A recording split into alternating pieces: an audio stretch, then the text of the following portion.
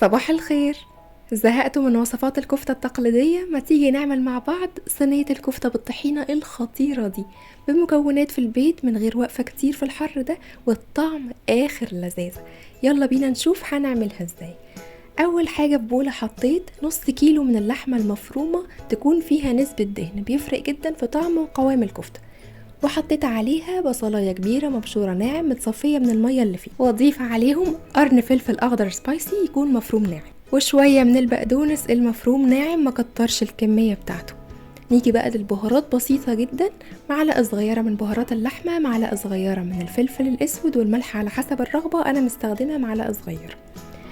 لما نيجي بقى نعمل الكفته مش بنقلب بس المكونات مع بعض، بعجنها كده كام دقيقة، بيفرق جدا في القوام والطعم بتاع الكفتة في النهاية.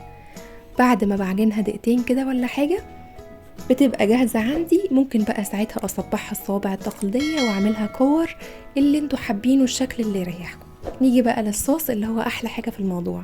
هنحتاج للصوص كوباية من الطحينة، وكل ما نستخدم نوع طحينة طعمه حلو جدا كل ما هيفرق جدا في الطعم. وعليها نص كوباية من الزبادي، رشة من الكمون، رشة من الملح، ورشة من الشطة، ولو عندكم سماق حطوا برضو شوية صغيرين منه، وعصير حوالي ليمونتين كبار. بعد كده هخفف الطحينة بالمية، بس هخفف تدريجي لحد ما يوصل معايا القوام سائل.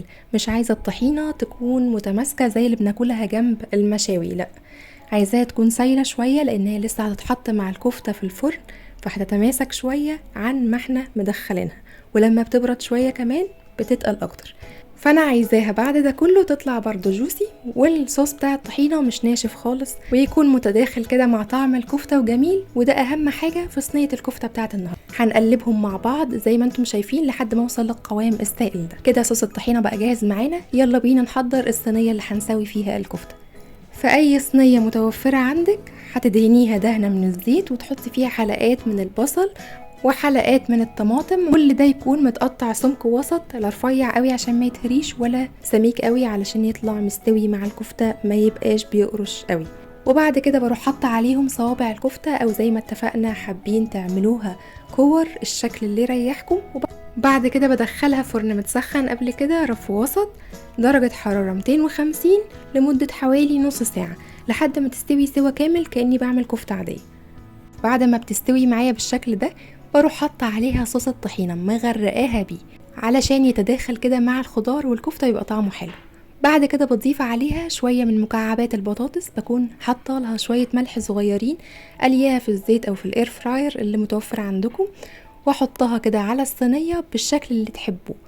هدخل صينية الكفتة تاني الفرن مع صوص الطحينة علشان ياخدوا من طعم بعض، وفي نفس الوقت ما طولش المدة قوي علشان ما يطلعش الصوص تقيل، مجرد حبة صغيرين وش كده الصينية يتشمع مع الكفتة، فبيطلع الصوص من فوق تقيل شوية ومن تحت بيكون جوسي وجميل، ما بيبقاش ناشف خالص. هي احلى حاجة فيها ان الصوص يبقى جوسي زي ما انتم شايفين كده.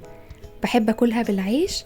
مع العيش بقى باخد شوية من الكفتة وشوية من الخضار وعليهم شوية من البطاطس وشوية من الصوص الخطير ده. وعايزة اقول لكم لما بيبرد شوية بيتماسك اكتر، حاجة بسيطة. مش قادرة اقول لكم طعمها وريحتها جمال ازاي.